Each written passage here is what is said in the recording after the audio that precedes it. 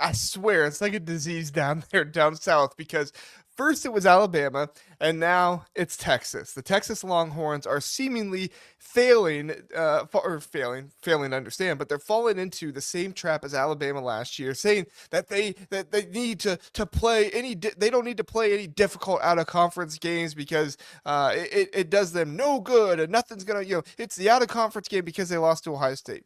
The difference is here that Texas did actually lose their out of conference game, so they have a bit more of a conversation here than Alabama did, who just lost SEC games. However, they are still missing the very obvious point that shouldn't be hard to see, but for the SEC, who are legitimately delusional when it comes to their conference, they miss the obvious reason why they aren't in the playoffs.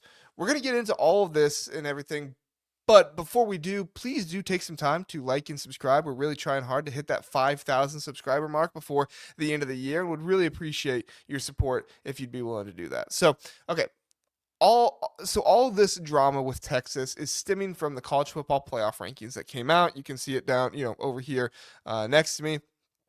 Ole Miss is pissed as well because Oregon jumped them, but it's not as big of a deal because they're still going to the playoffs. So I mean, Texas isn't going to the playoffs, but Michigan did jump Texas after Michigan blew out Maryland, and Texas, beat Arkansas, but they gave up like 37 points or something like that to Arkansas, and Arkansas is just awful this year. I'm not saying Maryland's any better, but Arkansas sucks. They're not good. So Texas wants more credit for their strength of schedule, which ranks 10th on ESPN, 7th on FEI, and 14th by Sagrum. The SEC continues to fail to understand, though, that strength of schedule is not indicative of how good a team is. Let me say that again. Strength of schedule is not indicative of how good your team is. It is how good your schedule is. That does not mean that you have a good team because you have a good schedule. Florida, Wisconsin, South Carolina, they all have very difficult schedules.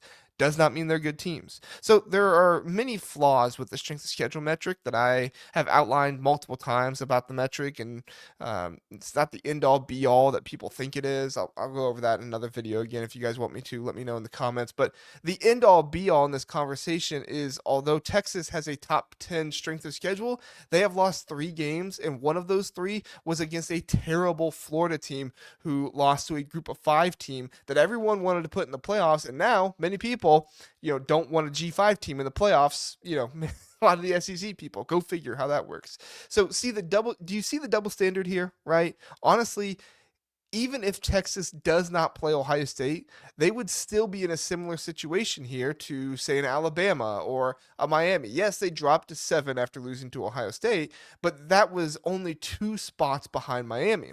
Look at Alabama, who dropped far lower after losing to Florida State week 1. After that, Alabama played a bad Wisconsin team, some of their out of conference games, and they lost, even though they lost to Florida State and Oklahoma.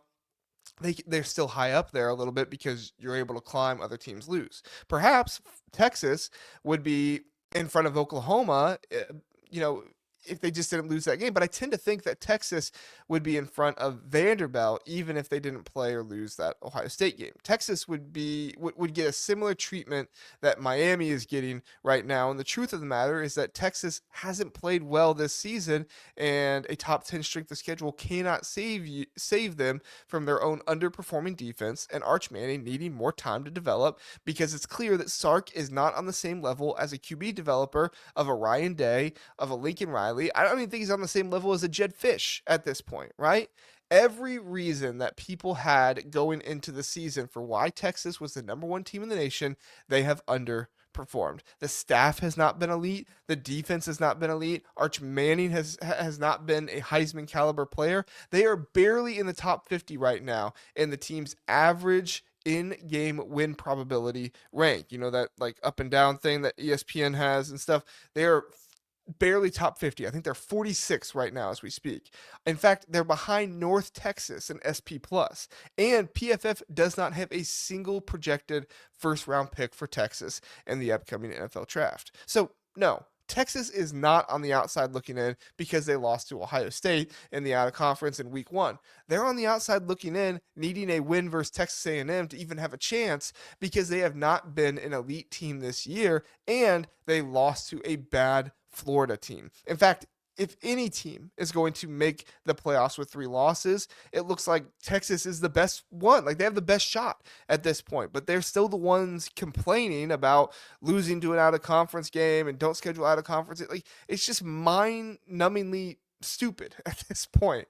But it's nothing new for the SEC. They don't want their play on the field to speak for themselves. They want their strength of schedule and the rankings, the ranked wins, and they want that to speak for themselves. When in reality, the strength of the SEC is being overblown once again this season, because the truth of the conference's increased parity lately is not that they have more contenders for the national championship, right? That's what they kind of want you to believe.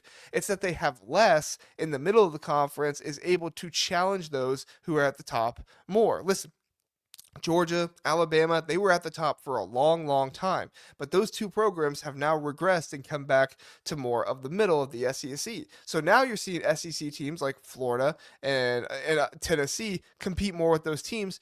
When they compete, they automatically think those teams are better. But newsflash, Nick Saban retiring got rid of their most consistent contender year to year to year. Kirby Smart mishandling NIL has decreased their level of talent and also the arrests and everything else. And now recruiting has become more wide open as well. The SEC has less than half of the 5 stars in the 2026 recruiting class committed to them. Listen, that's a huge deal. Only 11 of the 32 5 stars in the Rivals Industry rankings, that's the compilation of all the rankings, are committed to the SEC.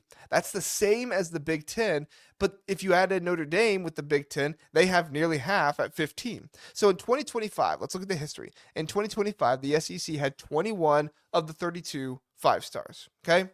Lot of good production there. In 2024, the SEC had 22 of the 32. All right. They've been doing this for a long time. In fact, the last time the SEC had less than half of the 5 stars committed to them and go to them was in 2021, the class where they only had 14. And you could argue that that was the class that began the lack of SEC dominance that we saw Michigan and Washington play in the national championship in 2023. Since 2023, since the 2023 playoffs, the SEC is 2-5 in playoff games. They're the only team with playoff wins is Texas, a team who wasn't even in the SEC in 2023. So essentially all of this to say that the dominance that the SEC enjoyed over college football for years now is just completely dwindling. It's going away. They might still have some nice strength of schedule metrics, but the play on the field at the top of the conference is diminishing over everybody else. The talent in the conference is still there, but not at the top like it once was, because the SEC hasn't kept multiple contenders and everyone else has risen up.